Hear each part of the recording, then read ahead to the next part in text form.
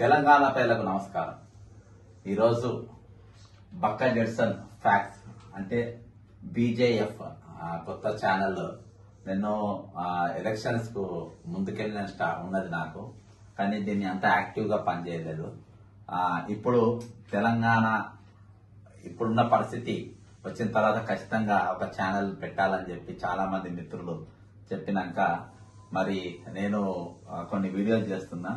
ఇప్పటికీ 10,000 మంది సబ్స్క్రైబర్స్ అయినారు. అంటే ఛానల్ నేను లాంచ్ చేయకముందే 10,000 మంది సబ్స్క్రైబర్స్ బక్క జెడ్సన్ ఫ్యాక్ట్స్ అయినారు. ఈ దోపిడీకి గురైన వారి గొంతుకగా ఇది ఛానల్ పనిచేస్తుంది. ముఖ్యంగా నేను జనతా దర్బార్ దీంట్లో మార్నింగ్ న్యూస్లు కానీ ఇవి చేయకుండా వేరే యూట్యూబ్ ఛానళ్లతో కూడా నాకు పోటీ లేదు. కాబట్టి నేను దానిపైన ఎక్కడ కూడా వాటర్ మార్క్ కూడా పెట్టా. దీన్ని ఎవరు వాడుకోవాలన్నా కానీ వాడుకోవచ్చు, నాకేం ఇబ్బంది లేదు. ఇది కేవలము ఒకటి అందుబాటులో ఉండాల్సిన సాధనం. ఎందుకంటే ఈ వేదిక మీద నుండి నేను వాలంటీర్స్ అపాయింట్మెంట్ చేసుకుంటా. అంతేకాకుండా మరి వివిధ సామాజిక అంశాలతోని అంటే ఇంక్లూడింగ్ నాది సఫర్ అనేది సంస్థ ఎప్పంచలో ఉంది. దాని పని ఏంటంటే ప్రివెన్షన్ ఆఫ్ యాక్సిడెంట్స్ సొసైటీ అనేది కూడా ఒకటి ఉంది. దాన్ని కూడా యాక్టివేట్ చేయబోతున్నాం.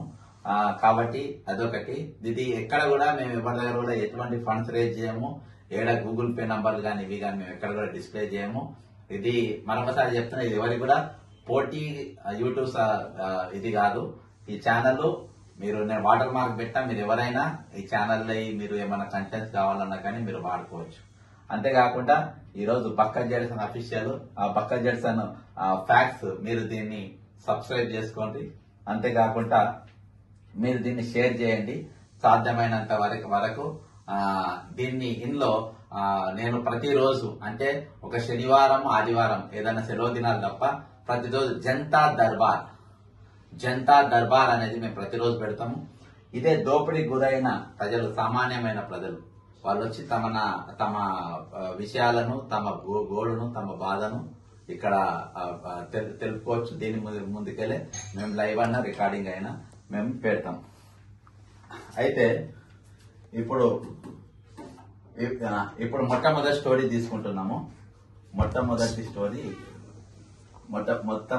మేము తీసుకుంటున్నాము. అదేందనంటే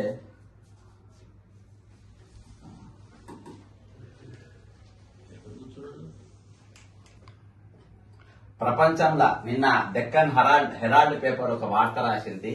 ఆ వార్త ఒకసారి Telangana chief minister has the highest criminal cases file against him అని చెప్పేసి ఒకటి వార్త డెక్కన్ హెరాల్డ్ పేపర్ లో రాయడం చూసినాం మనము. ఇందులో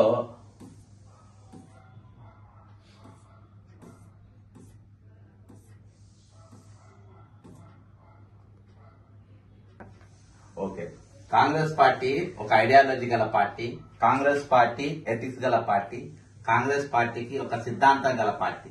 కానీ ఆ పార్టీ ఎసోటోని ముఖ్యమంత్రి చేసిందంటే మనం చూసుకున్నదైతే నిన్న డెక్కన్ హెరాల్డ్ పేపర్ మనం నిన్న చూస్తే ఒక పెద్ద ఆర్టికల్ వాళ్ళు నేషనల్ లెవెల్ ఆర్టికల్ రాసిండ్రు. ఎందుకంటే తెలుగు పేపర్ వాళ్ళకు రాసే దమ్ము లేదని చెప్పేసి వాళ్ళు రాసింది. With the assets of worth of 931 crore Chandrababu Naidu richest chief minister అని ఈయనది పెట్టిండ్రు. తర్వాత ఆయన శిష్యుని గురించి మన పని Telangana chief minister faces most criminal cases అని చెప్పి పెట్టిండ్రు. ఇక్కడ వాళ్ళిద్దరు ఉన్నారు. ఇందులో విత్ ఎసెట్స్ ఆఫ్ 900 అంటే చంద్రబాబు నాయుడు మనకు అవసరం లేదు. ఇందులో మనం పోతే Revanth Reddy has around 89 cases against him, 72 of which are serious IPC counts అని చెప్పి వాళ్ళు పెట్టిండ్రు. లీస్ట్ కేసెస్ ఉన్నాయి ఎవరంటే వెస్ట్ బెంగాల్ చీఫ్ మినిస్టర్. ఆమె వర్త్ కూడా, ఆమె ప్రాపర్టీ వర్త్ కూడా 15 కోట్లు ఉందని చెప్పి 15 లక్షలు ఉందని చెప్పేసి అందులో వచ్చింది. అంతేకాకుండా మీరు Revanth Reddy is facing 34 charges related to criminal intimidation IPC section 506, 22 charges related to section 505, 2 IPC section 505 and 3 charges related to statements conducive to public mischief IPC 505, 2 charges pertain to cheating and dishonestly inducing the delivery of property. అంటే ఇది రాజకీయాల కోసం పెట్టిన కేసులు కాదు. ఇవి దందాల కోసం వచ్చిన కేసులు, ఇవి 420 పనులు చేస్తే వచ్చిన కేసులు, ఇవి క్రిమినల్ చార్జెస్ మీద వచ్చిన కేసులు, భూదందాలు చేసిన వస్తే కేసులు, సెటిల్మెంట్లు చేస్తే వచ్చిన కేసులు. అందుకనే ఐపీసీ సెక్షన్ 420 మీద పెట్టిండ్రు.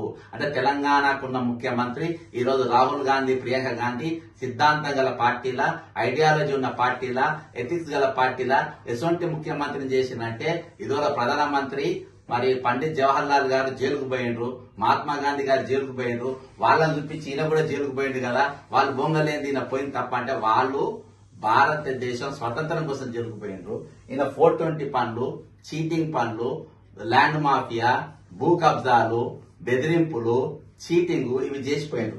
కాబట్టి ఈయన Telangana chief minister 420 chief minister అని చెప్పి పెట్టిండ్రు. ఇవాళ నా ప్రశ్న ఏంటంటే ఈరోజు చట్టం 4 పాదాల పైన నడవాలన్నా, చట్టాలు 4 పాదాల పైన నడవాలన్నా, చట్టం అనేది నిలకడగా ఉండాలన్నా, నిజంగా న్యాయం జరగాలన్నా ఈ రోజు ముఖ్యమంత్రి దగ్గర హోంమంత్రి పవర్స్ ఆయన దగ్గర ఉంటాయి, చీఫ్ మినిస్టర్ ఆయన దగ్గర ఉంటాయి.